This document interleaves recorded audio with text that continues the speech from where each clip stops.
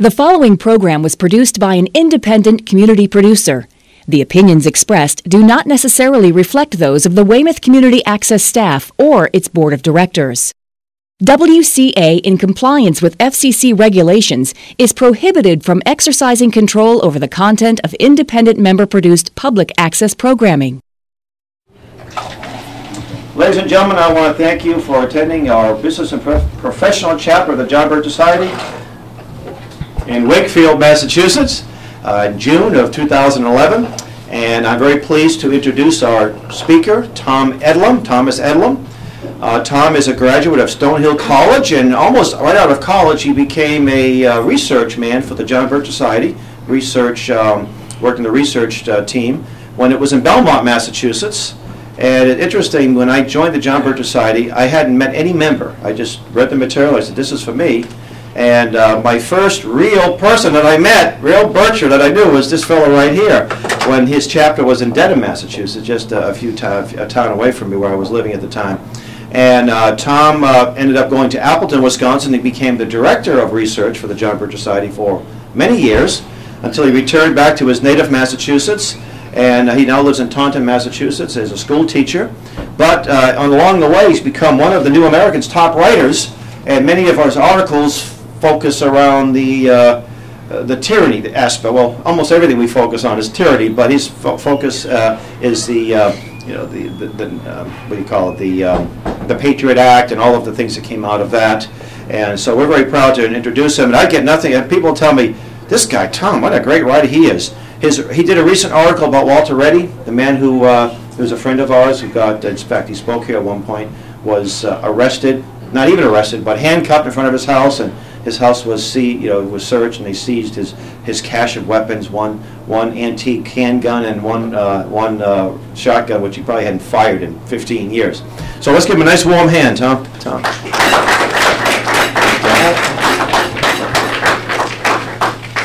It's good to be back.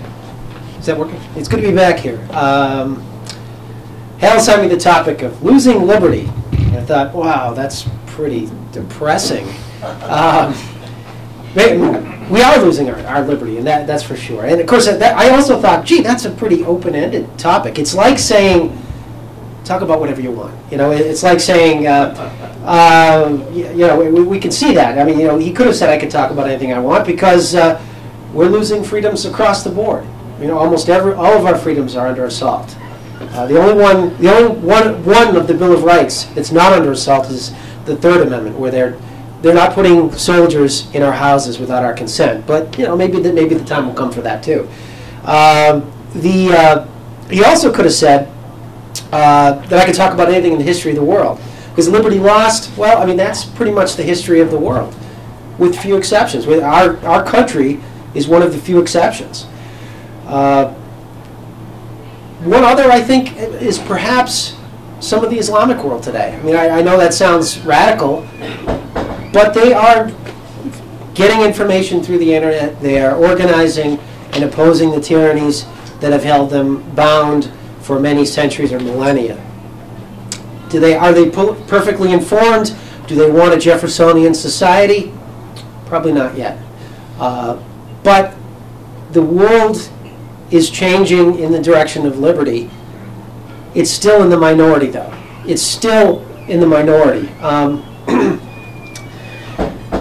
Along the lines of pessimism, somebody said, do I think we have a chance? Well, some of you guys may not know this, but next week's Time magazine, the cover is, does the Constitution matter? Does it still matter? They have a copy of the Constitution, and if you can look at the bottom here, it's going through this paper shredder. And I listened to an interview with one of the writers from Time magazine on MSNBC. I don't know if it was this morning or yesterday. And he says, well, it kind of matters, but within a grade of variation. It matters less and less. Now, unfortunately, because of the election of 2010, there's a sizable minority in Congress. By sizable, I mean maybe a dozen. Who are serious about the Constitution.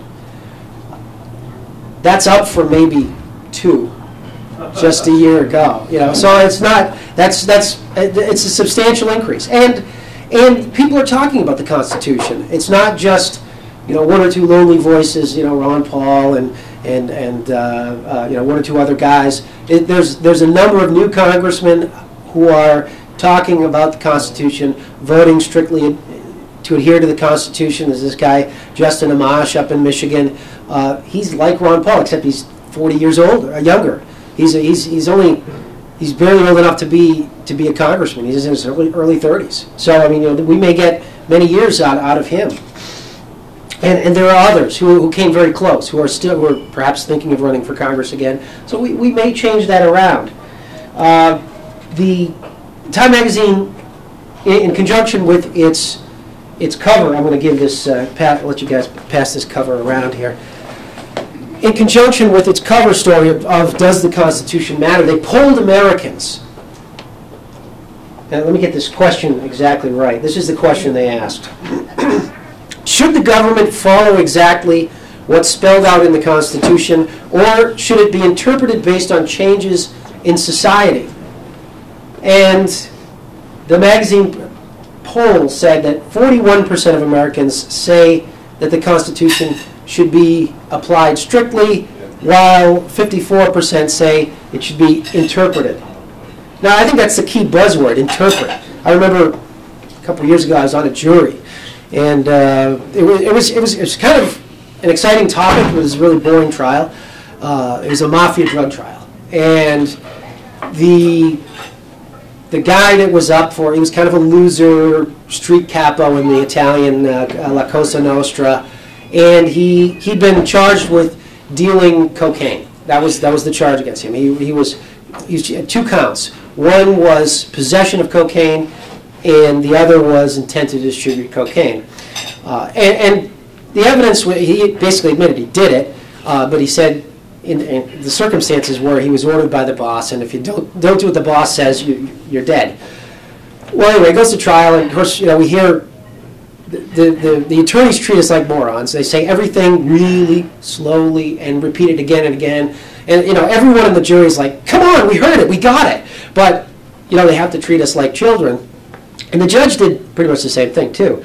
But you know, this is a federal court trial. You know, and it's mere possession of cocaine. Well, where in the Constitution is that Congress has the authority to ban mere possession of a substance? If this has been a state court in Massachusetts, I would have voted guilty, no doubt.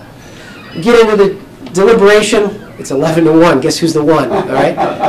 And I start talking about, gee, you know, there's this thing called the Constitution. They have enumerated powers, and you go back 90 years, they wanted to ban another drug, alcohol. And they didn't just say, pass a law and say, oh, it's part of our powers, we can do it, because we can do whatever we want, we're Congress. No, they said, this isn't one of our powers. We're going to amend the Constitution.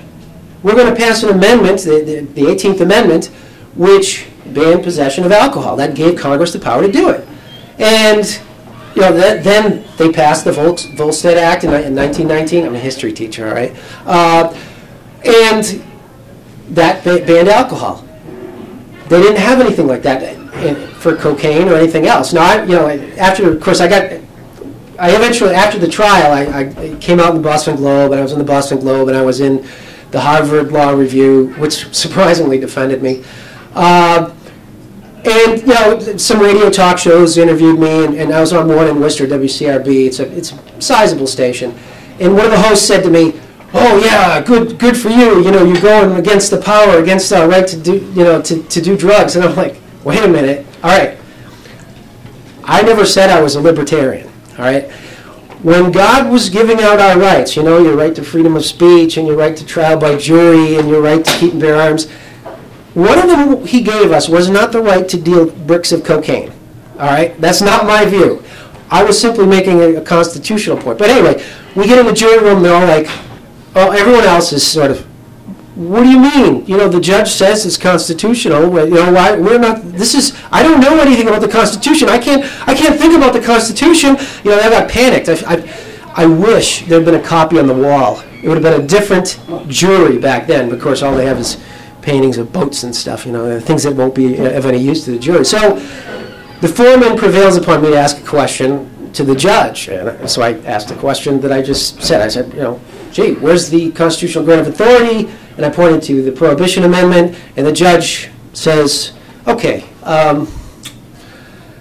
it's constitutional. I instruct you not to regard constitutional issues. Of course, we get back in there, and I said, wait a minute, I took an oath to uphold the law. I took an oath to uphold the law. I'm going to follow my oath. So we get in there, and the jurors are like, oh, great. Now, they all want to get out of there. And I feel sorry for some of them. A couple of them are contractors who, they don't work, they don't get paid. So they're just dying to get out of there. And I'm like, look, if this were a state case, I'd vote to convict the guy. It's not. So another juror finally scribbles out a question for the judge saying, this juror is questioning the legitimacy of the court, and are we still a good, legitimate jury? And so we go back in the courtroom, it's open session. Now the judge doesn't know who it is, who the troublemaker is, he finds out. And the judge, for the first time in the court, in the whole trial, he gets mad. Now he looks like, he's an old World War II vet. He looks like the grandfather from Gilmore Girls. He really does. Or the judge in My Cousin Vinny. What was his name? The Herman Munster guy. All right. All right. No. I mean, nice grandfatherly kind of guy. Really. And of course, it happens. This happens to be the day that all this is happening. That he has a visiting judge from South Korea who's learning our system of government. So by the second question, they already know something's brewing, and they put up extra chairs and extra tables on the side of the courtroom because all of the junior law clerks want to come in and see this spectacle. And the judge gets really mad. Sir, you are taking authority that is not given to you, it's given to the legislature. And my point was, no, it's not given to the legislature. And I'm going to send you guys, I don't know what I'm going to do. I'm going to send you guys home. I'm going to consult with my colleagues, and just go home for the day. And so we go in the next day, and he says, I've given you instructions. If you have the same problem when you go in your deliberations, send a note, and I'll interview you one by one, and I'll ask you 2 questions. I'll ask you, can you apply the law as instructed, and if the jury has to be reconstituted, can you start your deliberations afresh? And I said, I figured I could answer both of those, yes. So anyway, we go in. As soon as we get in the chamber, again, everyone's eager to get out of there. They all say, send the note, because they know where I'm at. They know where I'm at. They know I'm not going to bend. And so they send the note, and we start getting interviewed one by one. The foreman goes first. He comes back a minute later. They probably said, what, can you do this? Yes. Can you do this? Yes. I go in there, same thing. Can I do this? Yes. Can you do this? Yes. And I said, but I just want you to know that this was about, the first question I wrote, and the second question was about me, but I don't agree with it. So we had this long conversation of, wow, don't you know that, Congress has the authority under the Commerce Clause to do this?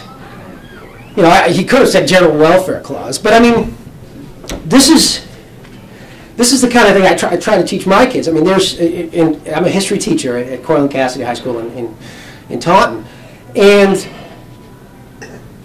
there are certain specific enumerated powers that the Congress has, and then the President and the Supreme Court have enumerated powers too. A smaller number, but they have some enumerated powers. Well, I pulled this little story off of TomWoods.com about a month ago. I don't know if any of you ever heard it, but it's an example of how you can take a phrase like the General Welfare Clause, or in this case, the right of the Congress to regulate commerce among the states, meaning from one state to another, not within a state. And anyway, just listen, bear with me for this story. It's a very short story, all right?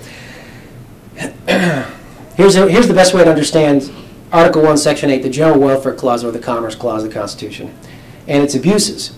Imagine the parents of a 17-year-old boy go out of town for a week. Now, I'm a parent of 3 girls, including an 18-year-old, 16-year-old, so I can relate to this even though it's a boy.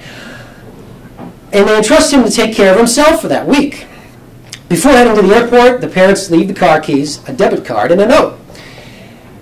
The note reads, quote, Billy, you may use this card to withdraw money from the ATM or to use a check card to buy to use as a check card to buy food, beverages, and gas, but only use our bank's ATM to avoid any fees. You may buy bread, you may buy milk, you may buy fresh veggies, you may buy fresh fruit, lean meat, fruit juice, and you may fill up the car's gas tank once. You may use the car when it is necessary to get the things on the list. P.S. You may not use the car or the card for any purpose other than the purposes that we've stated. Well, when the parents get home, they find the place wrecked. Empty pizza boxes everywhere. Food containers, cigarettes and beer bottles liberally strewn throughout the house. They also discover half a dozen passed out teenagers, and the whole place smells like marijuana. Parents check their online account, and they find that all the funds have been drawn out, and they have $500 in late overdraft fees. They find Billy and demand an explanation. Well, Billy says, he pulls out the note, and he says, look, there's a note. You wrote that I could buy food. Well, pizza, burritos, and cheeseburgers are all foods.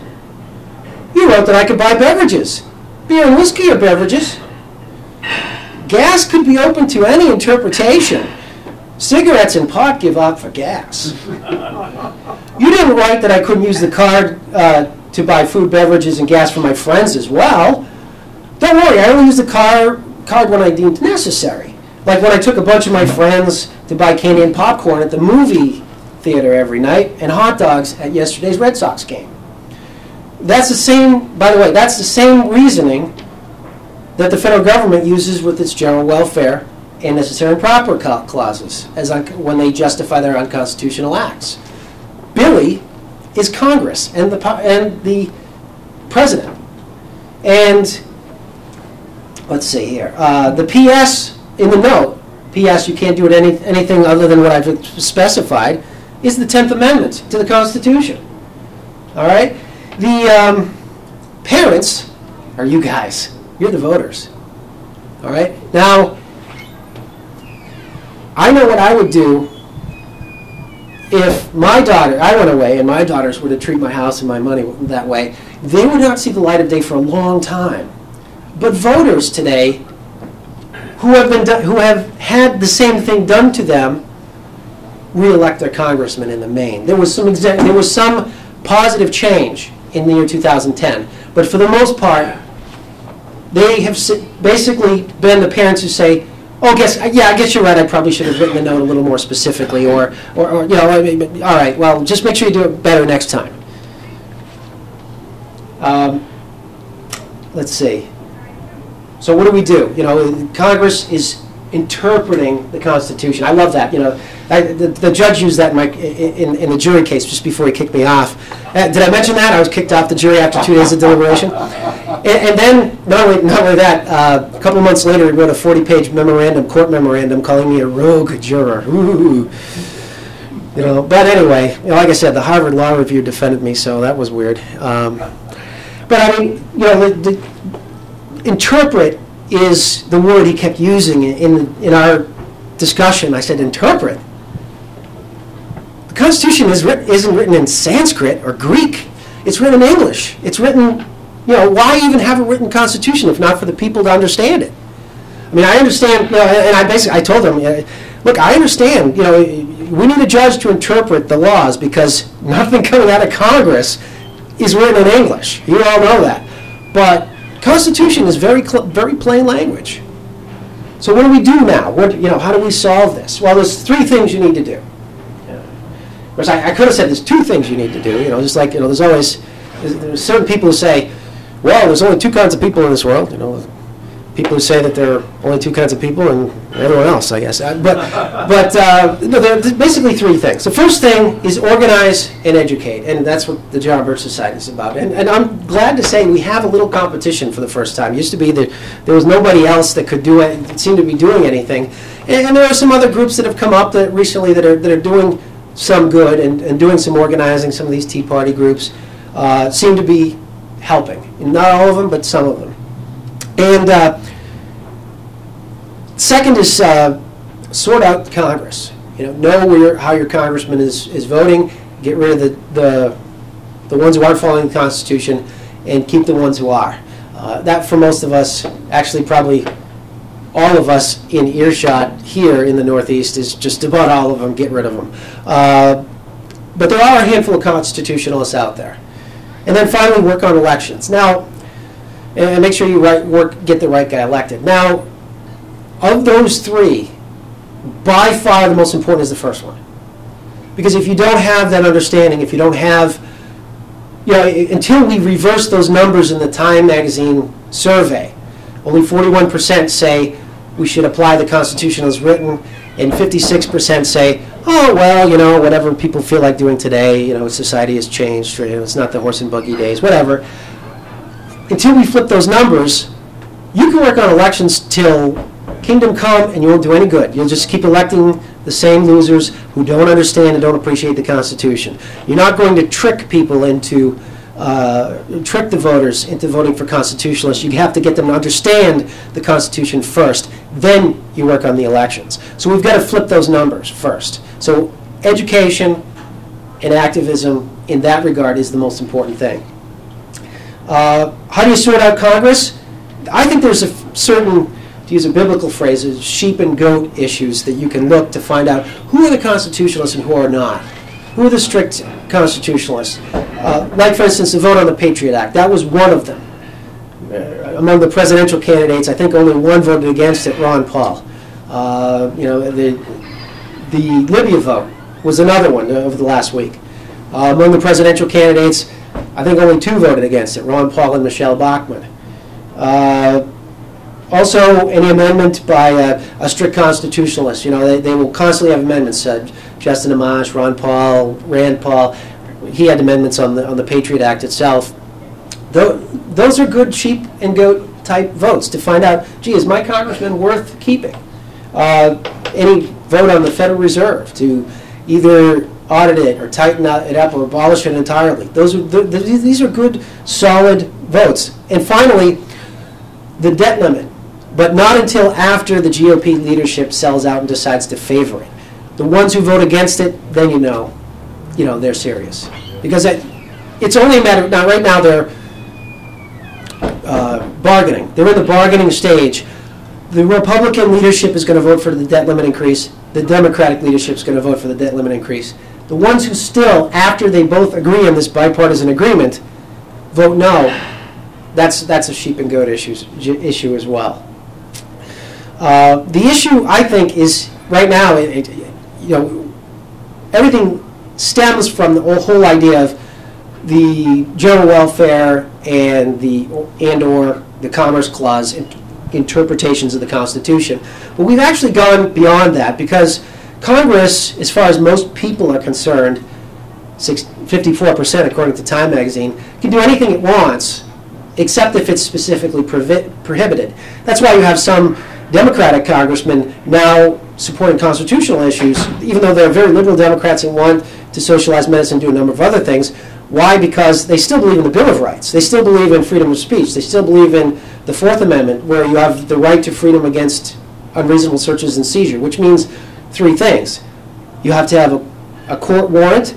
It has to be based on probable cause, and it has to be specific. What are you going to find and where are you going to find it? That has to be written on the warrant. The mainstream conservatives don't support that. And the mainstream liberals don't either, but there are some outliers who still believe in the Bill of Rights, even if they don't believe in the main Constitution and the idea of delegated powers. The ones who fall in what the mainstream media will call the middle, and the radicals, they want to empower the executive branch entirely. They want a king. The president can, and I know you've had already had a talk recently on this, the president already has taken us to war, even though it's specifically enumerated a congressional power. The Libyan war is a war, obviously. And even if it's not a war, it's still a police action that is also a congressional power, because Congress, in addition to having the power to declare war, has the power to make the rules for the regulation of the armed forces, has the power to punish piracies and crimes against the laws of nations, which terrorism is. It has the powers to grant letters of marque and reprisal. It has all of the powers of military. The president only can repel a sudden attack. That's it. And wage war once Congress gives him that power. Until then, he has no power constitutionally. President also is increasingly taking the power of the purse into his hands. You know, with his executive order on these czars, President Obama basically says, I don't care what Congress says, I'm going to just take this money and spend it on my czars anyway. So it's become, yeah, we'll ignore that part of the Constitution, but it's the executive branch is taking all of the power to itself. And throughout history, you know, again, I'm a history teacher, I relapse to that. All of the tyrannies in history have been executive dictatorships. The executive branch is totally powerful. All of the free countries in history, the legislative branch has been the dominant branch of government. So if you think of it in those terms, most of the sheep and goat issues that I just gave you, the Libya vote, the Patriot Act, all of these things are about giving powers to the executive branch. Can they spy on you without a warrant? Can they go to war without cause? These are the issues really that separate the constitutionalists from the non-constitutionalists. That's basically all I have to say. I did want to add one thing. The positive part of this is, even though we're on the wrong side of the constitutional understanding, the internet has dramatically already changed that. If time would have taken this poll 4 years ago, it would have been 80-20 against the Constitution instead of 60-40 or 50-40. All right, so it would have been a lot different, and it's continuing to change. You know, the ability for an ordinary person to put something on the internet and get hundreds of thousands of views is unbelievable. I mean, of course, you know, some of them get tens of millions, you know, but if you can teach a cat to play piano, I guess, you know, whatever, you know, people want to see that. But I mean, I put together a little clip of some of Ron Paul's speeches, you know, some of his things where he predicted things, and I've gotten, you know, I think about 40,000 hits over the last week and a half. So people can, you know, just by creating the right informational message, people can get it out. And I think how about this? I'll make news for you just as I close here. One of the things that John Birch Society talked to me about just this past week is they want me to start doing videos on the internet through Liberty News Network. So I'll be doing, in addition to my writing, I'll be doing video work as well. So we'll have short videos that'll be available on a regular basis through the John Birch Society's Liberty News Network. And in fact, I wanted to talk to Hal about doing them. I'd love at this Constitution camp to go up there and do this skit with Billy and make that into a video. I think using some of the campers. We can squeeze into the program somehow. I think maybe we could do that, because I think that would make a powerful video if it were done right.